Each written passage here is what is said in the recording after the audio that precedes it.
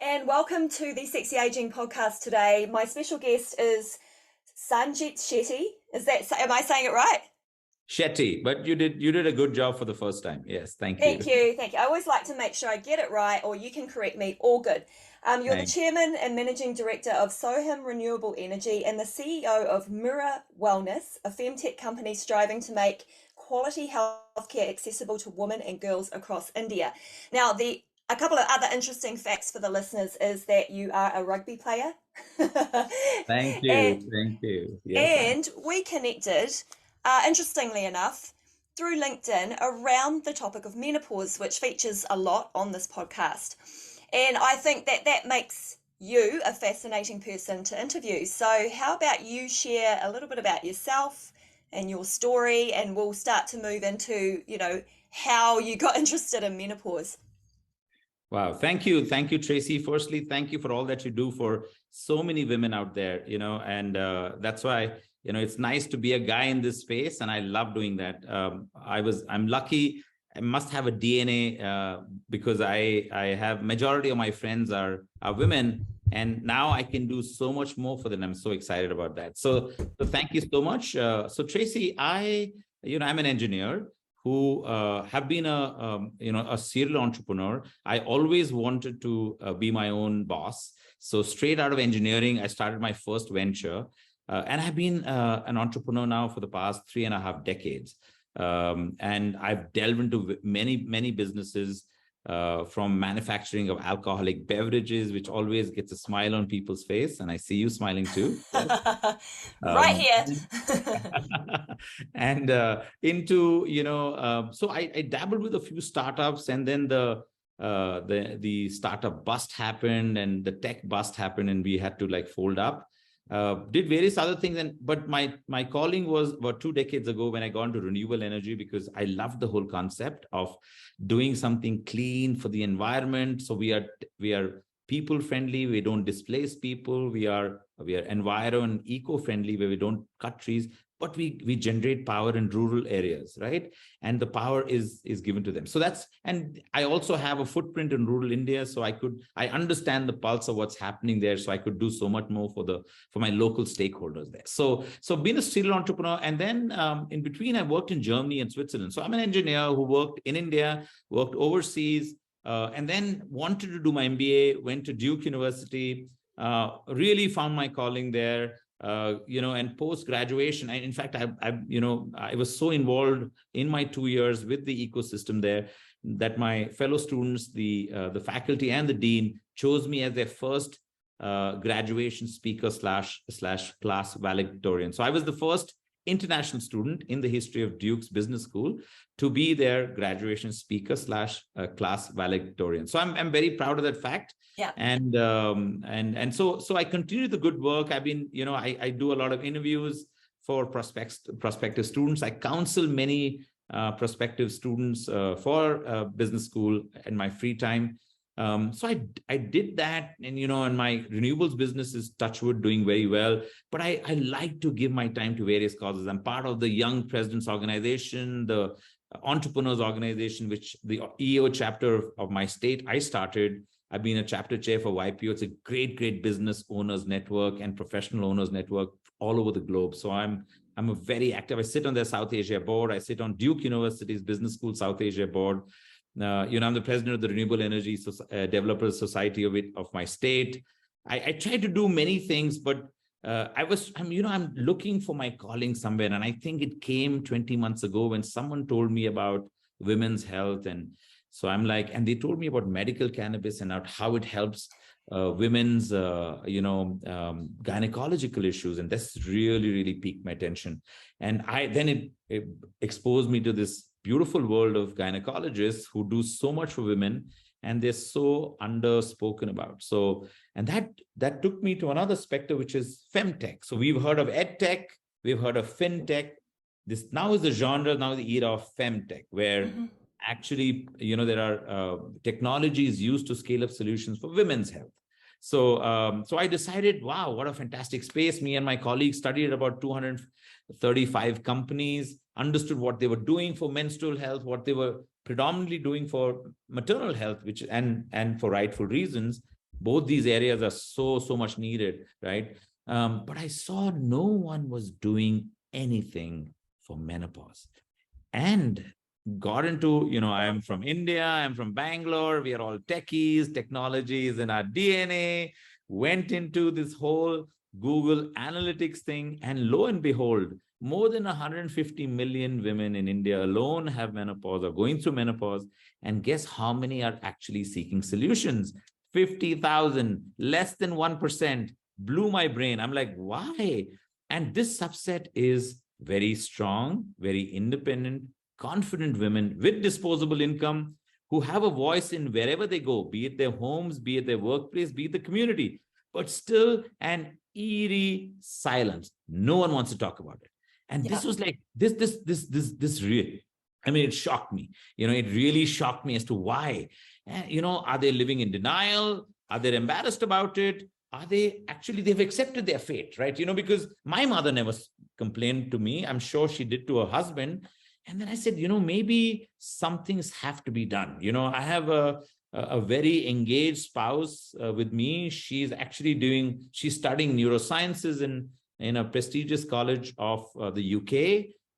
And she's very much into mental health. But she said, I said, listen, everyone said, no, you got to have a woman face to this. But she was like, no, this is not right, because you have so much passion. You should be heading it, and we are all there to support you. So I, thanks to my wife, Shruti, for that. And then, so I delved into this space and I said, I found a very good, my chief medical officers from menopause specialists from the UK. And thank you, United Kingdom, seriously, because you were the first country that really did so much for menopausal women. You've gone and made, hormonal replacement therapy, HRT, which is now so easily available under, of course, medical supervision, rightfully so, for women there, right? So we said, so I've got Dr. Shashi Prasad. I have some wonderful doctors here. My advisory panel has some heads of the local Women's Gynecological Association. Dr. Shobna Patter is there. So I have these wonderful women who are there. And then I saw this, India has a very active menopausal society, right? So there's an active international menopausal society. Now, India has a very active Indian menopausal society. And in the middle of February, they had their annual convention, which had about 150 doctors. And, we took this concept and it was just the doctors. There was no general public, and a big pharma company like Pfizer, Abbott, Meyer Labs, all these big ones. And they said, but we will give you an opportunity, right? We don't know what you're doing, but we see your passion. So they gave us this podium, this platform for us to really talk about it. And we have now so many doctors all over India who are very, very keen. Of course, they were joined in the common purpose of helping menopause, and they were already sold on that. And they are trained. They're trained. That is most important, because a lot of the gynecologists today, Tracy, in India, they don't want to say, no, I don't know. And they will first put the fear psychosis of breast cancer in you. They're like, because they saw an article 23 years ago, and they're just holding on to that article like dear life, right? And I said, so these are doctors who are talking about brain fog, about vaginal dryness, about pelvic floor issues. And for me as a guy, it's been that conference really, I was like an eager student making notes. I had my team manning my stall. I said, ladies, just allow me to go and educate myself. So I did that. And I think I understand, hysterectomy and, all these jargons, I love it. So now I've started, we've just last week, in fact, the Oprah Winfrey of India, or rather the Barkha Dutt of the US, her name is Barkha. She's a very celebrated news personality and a media personality. She actually has a fantastic conference called We the Woman, only for women. And she launched us a couple of weekends ago. So we have two communities. So we have a talk, test, treat, and train, because we're just not about advocacy. We feel advocacy is very important, but without a call to action, without actually, if we cannot get them help, what is the use of just talking about it? So, right. So it doesn't make, we have a talk, test, treat. And we feel we need to train more doctors because there's a woeful shortage of doctors. God bless them, but there's too few of them. So we're going to do a talk, test, treat, and train model. So the first part of talk has started. We have digital communities live. So ladies all over the world and friends, please join up, sign up for our communities. We are live on LinkedIn. We're live on Instagram, on Facebook. We have digital communities.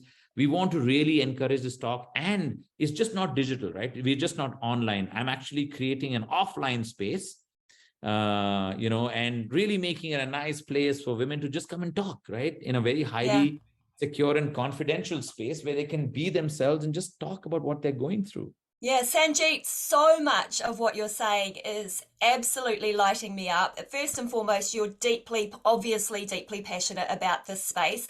I know that any of the listeners, because they've been listening to a few episodes now, will just be like, who is this guy?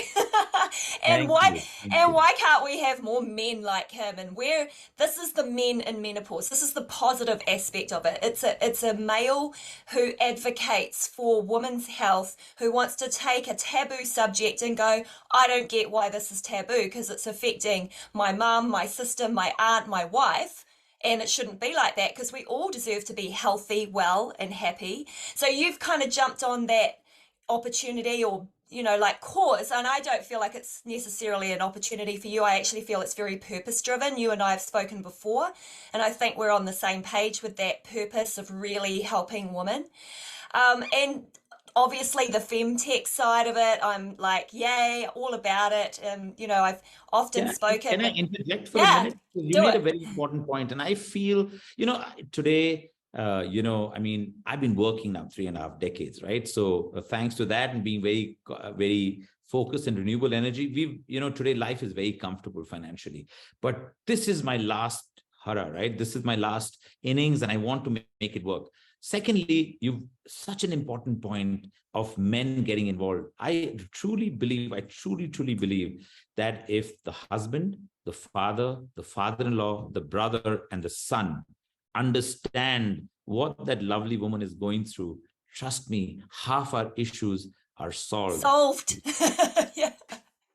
Okay, so just talking about that, I've just come off the back of a women's wellness retreat, so deeply personal, and I'm talking about menopause, and the questions are free-flowing. Nothing is off the table. Every question is out there. But the one thing that became really apparent for all the women and for a lot of events that I've done now is, where are the men in this conversation? And they've come to me often and said, Tracy, would you run a menopause workshop for the men? And it just gets you thinking. I don't think that it's great that a woman discovers and feels the confidence to know what's happening in their bodies and to ask for what they need. I think that's super important, but there's more parties than the woman individually to make this happen and make the world a better place. So I think, that's half the population. It's half the population. It's not like a small minority, right? Yeah. I mean, I think I will be, and I tell this to the men, now I'm a very social guy, me, I love to meet people. People give me my hi. So whenever I go to parties, and starting a few weekends ago, I have been so passionately telling my male friends, and you're awesome. They're like, wow, Sanjith, no. First it was like laughing about it, and like, oh, he's the man, he's running behind women now. No, but then now it's gone to a serious conversation that like, wow, what is it? What do you do? In fact, even the women, such strong women who travel the world, who are so educated, they think it's part of their life and they have to accept it. And they don't understand that post depletion of estrogen and progesterone, what happens to the future, which is cardio. You have cardio issues, you could have osteoporosis, cervical cancer, estrogen is food for the brain. And then, God forbid, Alzheimer's dementia, there's so many aspects to it. And the men, I said, today I can be a good husband, I can be a good son, a good brother, and very importantly, be a good man in the workspace, right? In my work, because I am understanding this issue so much better. And I feel like it's high time.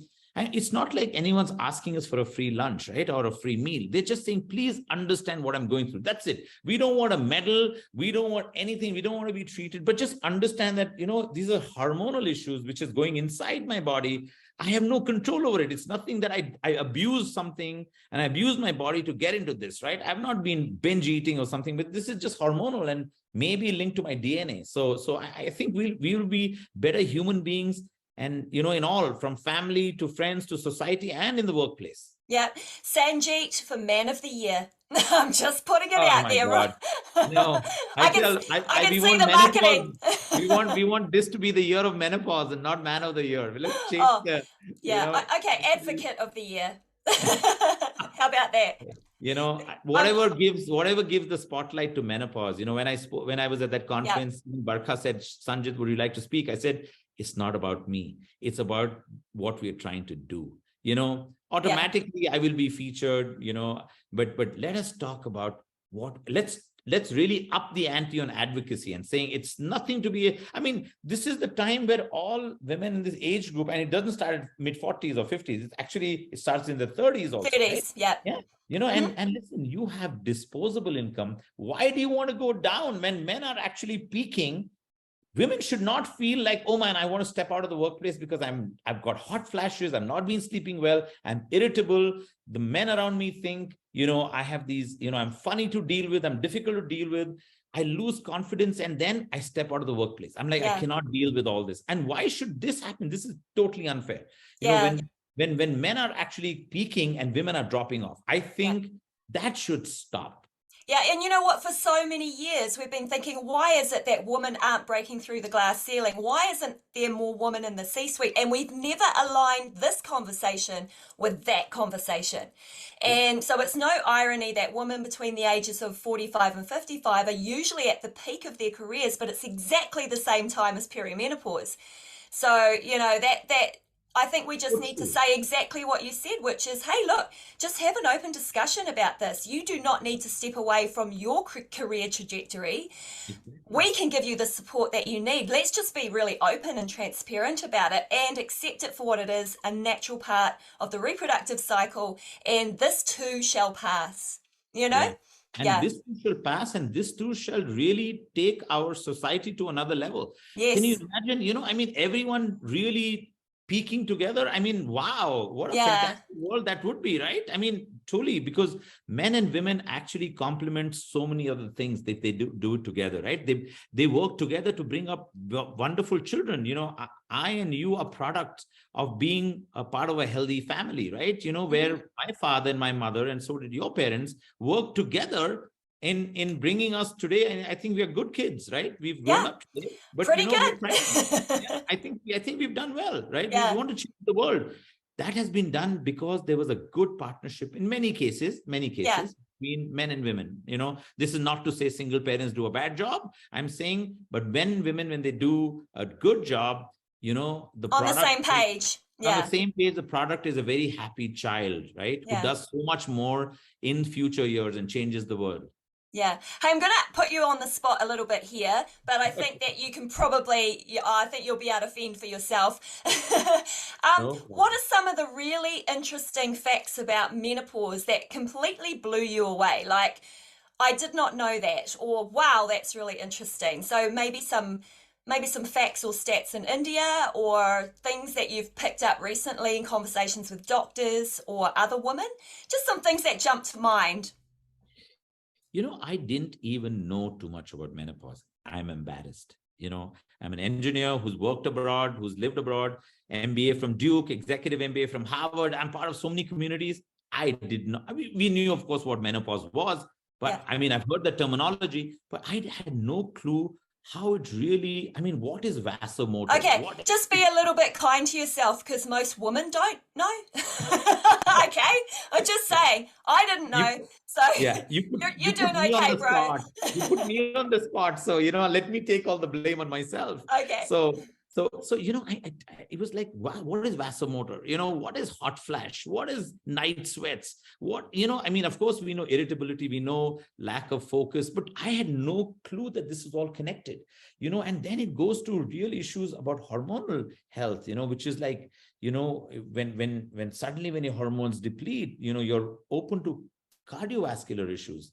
I've been just given an honorary residentship in Dubai, and I'm actually talking, and that is one progressive country. I'm like, Yeah. because the women are strong and they're independent and they're getting more and more liberal. You can see what is happening in the Kingdom of Saudi Arabia. So that Yeah. whole region is also now revving itself up. And they're like, what can you do for us?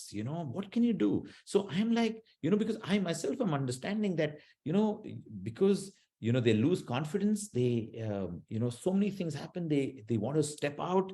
And at a time where disposable income is the highest, they have, they're really, this is, I mean, I love your terminology, sexy aging. I mean, God bless you. Because Really. why not, right? Why Why not? And not? why? Why can It's they not, I not be mean, together? because they're wise, they have money in their pockets, their, kids have now stepped out, they're doing well for themselves. This is time for themselves, not to, not to be self-conscious that my body is taking a different shape. You got to be yourself. You got to dance like no one's watching you, right? That's the fun of it. So for me, my understanding was women are really going through this phase and just suffering in silence. That really blew my mind. I'm like, why? Why, when there is help out there, why would Yeah. you not seek that help? There are such Yeah. wonderful, there are wonderful people like you. We have wonderful practitioners. I mean, goes from nutrition to yoga to, exercise, which you advocate so beautifully. It's just not about HRT or about Ayurveda or homeopathy. It's about, All the it's things. Yeah. all things. It's about Mm. wearables. I'm talking to someone today about fabrics that will help people in menopause. There are great companies that are out there from my region. I'm talking to them on what I mean, I'm told Yeah. they're putting a mark on fabrics to say for menopause, which has a menopause tag, so which is menopause friendly. I Yeah. love it. I love it, because this is where we should be heading. For me, it was like, wow, so many people and so underserved and just don't want to talk about it because they feel it's about aging. And women, they know now it's not about aging, it's about slowing themselves down. And why should they get slowed down? And that Yeah. was my learning was, that's what blew my mind. I'm like, Yeah, wow.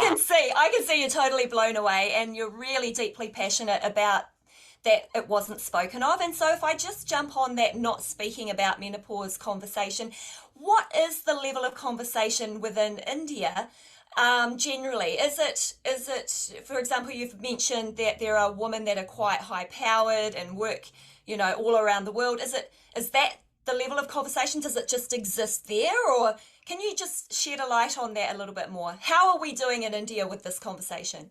So, I mean, I'm so proud of my nation. Our president today is a woman from the tribal areas. That's such a Yes. big compliment for my nation, right? Yeah. And, and I mean, if you look at women in India, they are occupying high offices of political office. They are in legal, they are in banking, they are in doctors, of course, in academia, and they are everywhere, right?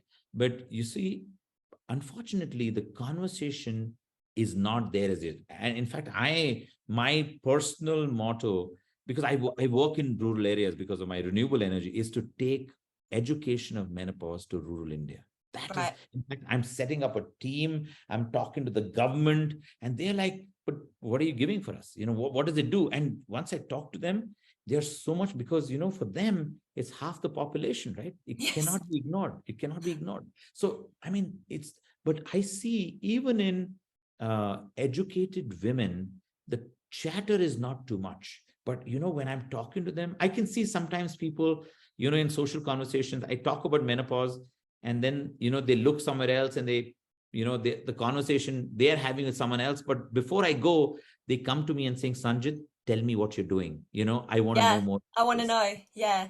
I think it's a slight bit of embarrassment there, and Yeah. nothing to be. But now the conversation is beginning, and there are other startups, and I must appreciate some of my because the other startups who are doing things for menopause, there's a company called Elder Health, and I must really congratulate them, because I think more of us need to do more, Yeah. right? It's not about competition. It's not about making money here. It's about changing the world, and money comes. Believe me, if you have a good heart and you work sincerely, money follows, right? Because we are a Yes. commercial enterprise. I am doing this with my own money. I don't want to play with any venture capital money. They talk about Silicon Valley Bank going bust and so many, and they're like, oh my God, all my money stuck. I said, oh my God, I have no problem with that. Yeah. Yay. Yay but, today. but the conversation in India has to go up a few notches. I mean, Barkha Dutt did a magnificent job. And there are other women who are doing startups from hormonal health, and God bless them all. Other companies, there's one other company that's doing stuff for menopause, and we need more. We need more, because 150 million women, I cannot do it alone. None of them can do it alone. It's tough. Yeah. And this is not about India. My whole mojo and my whole strength is about global. Global. This Yeah. has to go. There are menopausal women in every country, right? Every Yeah. country. And I mean, this has to go global. And I will take it global. This is not about India. I want to do my India model well. I was talking to someone from the US. He's again very passionate, and he's part of your network also. And Malcolm is a phenomenal guy. A doctor himself, sold his FEMTECH company, now wants to do other things, and really, really, and you see more men. You see more men like us. In fact, at this conference for this women's conference, we actually honored a leading doctor in Mumbai who's a gynecologist, but he's written a book actually on perimenopause and beyond, Dr. Noza Sharia. Wow. God bless you, sir.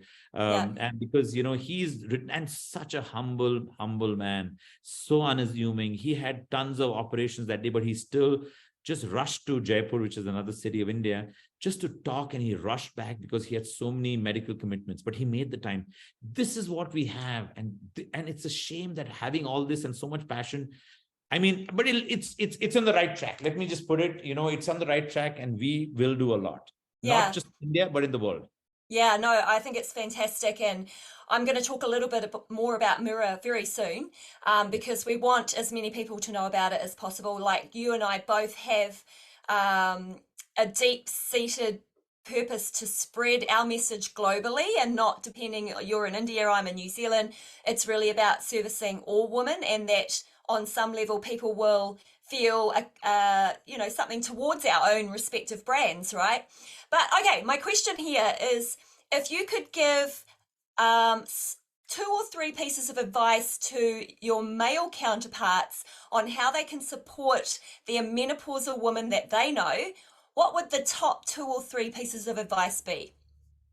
First would be, please educate yourself. Your wife, your mother, your sister, your daughter, whoever is going through that, has not done anything abusive to her body that she is suffering. It is hormonal health. It is inside her body. It has something to do with her DNA. Please understand, she has no control over it. She has not gone and binged, eat, or drunk, or smoked up, or done anything crazy. She's just been a regular woman. She's got her own challenges. It's hormonal, guys. She has done nothing wrong. Please educate yourself. Once you educate yourself, Tracy, that's it. It's a game changer. Yeah. That's a game changer, because then they will know, oh my God, did she really? And, we cannot use these terms like, oh, she is PMSing. Let me leave her alone. She's going through this. Let me be, let's just leave mama alone. She's going through No. She just does not want to be left alone. She wants to be part of the plan, guys. Nothing, just be a little more understanding that it is happening within her body, and she's done nothing wrong. And I feel I let them just get themselves educated, because I'm a man, and we are not such bad people. We love the women around us, right? So we just need to be told that, listen, this is what they're going through. Leave the rest to us. We will do our bit. I mean, I look at your own husband. He does such a great job with you and the kids, right? Yeah, he's awesome. Yeah, he's awesome. But he had a really hardcore education in perimenopause. And he's a fellow rugby player, I'm told, right? Yeah, he plays a bit of rugby. But yeah, he's on episode 10 of the podcast. So if anybody's listening and they want to go all the way back. So I interview my husband on the 35 at the time, 35 known symptoms of perimenopause. And he had to say which of the ones that I had and give an example of that when he knew it was that. And he got it 100% right. I had 29 symptoms. Wow. And I would say what the symptom was, and he'd go, yes, that was you. And he'd give an example. So, guys, you've got Sanjith and you've got episode 10. So you've got no excuses now. Sanjith, I want to talk about mirror. Okay, so the opportunity for people to now talk to me about those 4 T's again, because I just really loved that. So let's go there. Let's talk about mirror and what you plan to do with it. So, obviously it all starts with advocacy, right? It all starts with, let's now normalize the conversation, right? There's no shame in talking about it, there's nothing wrong. So first is my talk model. So I am actually, and I'm so lucky to be in Bangalore, in the tech hub, in the middle of all. And this is really, I mean, the government of India is doing so much for startups now. The ecosystem has been built. So I am actually taking the tech route to how I can increase the talk, the chatter, the conversation, how I can, our tagline and many things in my new office is going to be shatter the silence. I think I love it. Yeah, it's and people are like, break the taboo. People are talking about soft peddling this issue. I'm like, no, we shatter the silence. That's it. Let's take let's take the bull by the horns. So it's about, shattering the silence, talking about it. So that's my talk. Then, and then I see women saying, okay, guys, now we've spoken, right? Now talk is cheap, right? Okay, now what? Now, what are you going to do for me? I've got, Tracy, who looks like $1 million, but is going through 29 symptoms, I mean, hey, but, and I wish, guys, you could see her. She's doing the jig right in front of me. So, here's Tracy. She looks like $1 million, but I have no clue that she's going through 29 symptoms, right? But, so what she will say, what can you do for me? And that's when we say, we will treat you and we will give you, the choice is yours. We will empower you. You want to do allopathy, you want to HRT? Hey, we will test. If you're surgically fit to HRT, you will get HRT, right? And we will give you the best HRT. And then you want homeopathy, you want Ayurvedic, you want acupuncture. I am trying to reach out to everybody. You want, nutrition, counseling advice. You want great fitness tips. I have the greatest sitting in front of me. So, so today, whatever you want, it's your choice. But for us to treat you, we need to first test you, right? We need to understand what you're going through.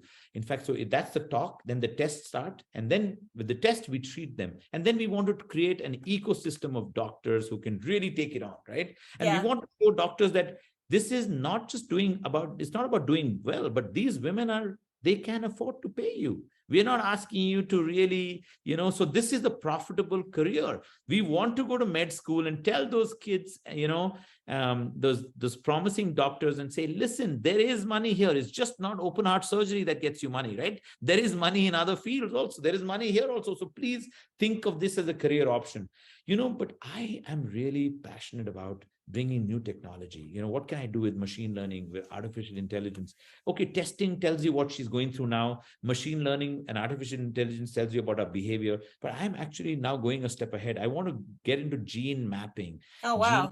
And I want to understand what women are in the future susceptible to. What are they open to? What is their DNA going to, to lead them to? If we can get that, we can talk about the present, the behavior, the symptoms, and the future. Oh my God, I think amazing. We've closed the loop right there. So. And I was with this wonderful doctor. I traveled to Dubai, and he's like doing such great stuff. I mean, so he's building me a menopause panel with 34 symptoms. So if there are 38, please educate me, because I want everything to come under that DNA panel for them to test. And they will give me a menopause test with their DNA. Right. Fantastic. So good. I'm going to put all the details around Mirror in the show notes and across the socials so that people can find out and what you're doing, and they'll easily be able to connect with the product, with Mirror. I do have a question now. So you've spoken a few times around the opportunity for to financially leverage this as a career or as a business, but at the same time, on the flip side, you rurally support you support rural communities with energy. So you obviously have a bit of both, understanding that there's a financial aspect. When it comes to menopause, I have found the last couple of years that I've been interviewing on the podcast, it's been a very European conversation up until sort of recently. And I was lucky enough to interview Dr. Shetty, who's one of your colleagues, to talk about menopause in Indian culture. So, what about menopause for women that can't afford a specialist doctor or aren't able to access those high-tech tools? What's your big picture around that? Because I know sometimes you just got to start with something, right? And then go further from there. Have you been thinking about that? So, and that's the first thing, because India has people, we have a huge population, and but it is a very price sensitive market. So you very rightly said it. In fact, I'm meeting doctors and Ayurveda. Ayurveda is the Yeah, I ancient do. science that Yeah, comes from India. I know it. They're talking about a uterus detox. I mean, this is not, but it's not cheap, right? But you do an entire uterus detox, right? So and it flushes out all the toxins from your body, and it's like very, very effective. So, but I know some of this can't be afford. It's not affordable to all and sundry, right? So and interestingly, and this is where I must compliment our government. When I saw some of the, now we are getting into the delivery phase, right? So we are seeing what are the various levels of estrogen and progesterone that are available in the Indian market. Lo and behold, not expensive. That's not. It's not expensive. No. Expensive. So I was like, what is it going to run into, a lot of money, which people, no, it's not Yeah. very expensive. Yeah. Thanks to government of India, we have really kept the cost of healthcare and the medicines affordable, right? Oh, I'm happy to hear that. You want to go up the ante and take expensive medicine, it is there. We have, it's like a menu, right? Whatever you want. But it is. So I really, and that was my intent of going to rural India, is not to tease them. Sorry to put that word, but not to tease them, to saying, hey, listen, don't go through this phase, there's help. And then when they say the help is there, but I can't afford it, that's really teasing them, and that's being really unfair to them. Yeah. So, and I want to subsidize, to them, the earnings what we get in urban India, right? I want to see what I can do, if that model, if that the urban women, which they're so happy doing, and that's the beauty. Women want to do this for each other. Yeah. If I can subsidize rural women from the urban earnings, what a great world that will be. And that's what I'm headed out to do. Yeah, that sounds amazing. You've obviously thought about that already. And because, we talk about 50% of the world's population, but a substantial amount of that population pool don't have the funds to access education and treatment. So it is a good conversation right now, as we've opened up or smashed any kind of conversations around menopause. It's like, okay, but what about everyone? This is equity we're talking about. So so it's really good to sort of get your take on that and sort of see where you're thinking big picture. I know that you've got to start somewhere. It's like with my own things that I've got going on, I've got to start somewhere. I've got to make a little bit out of it, with the goal that at some point everyone can be in, that would be amazing. Exactly. Yeah. That's what I want to do. And, and my intent, and I'm so glad that we are speaking today. And, I had to follow you on LinkedIn. I had to hound you for some time till we had that first conversation, Tracy. And thank you for allowing us to speak, because I think you understood the sincerity in what I was doing. And I want to do so much more with you. In fact, one of the intent of having this new physical space is so that I can have women come and sit there and, have on a giant screen, have live sessions with subject matter experts like you, who give your take on it and really start educating women, and all over the world. Technology now takes you, you can be in New Zealand and touch the world, and to touch someone in rural India. How beautiful is that, right? Yeah, Because so good. technology. That's Yeah. technology, and let's use it. And that's what I want to do. And so that's why I say thank you. Seriously, I mean, it's women like you and quite a few others who might like to follow. And thank you for all that you do, Tracy. I seriously, I mean it from the bottom of my heart. Thank you. Well, I think that a lot of women will be very grateful to you, Sanjit. So thank you for coming on the podcast. And I am so excited when this episode goes out. I can already see the marketing. But please do tell, in fact, I'll put in my notes, please, I want people to know that there is help out there. Please Yeah. join these communities. It is a safe and secure environment for you to open up. Believe me, psychology says when you talk about your problems, you really feel good about it, right? Talk about your problems, and you'll be amazed at how many women have solutions for it. So it's not about me helping you, it's about you helping each other. All of you will come to those communities and then help each other. So please sign up and spread the word. Thank you so much.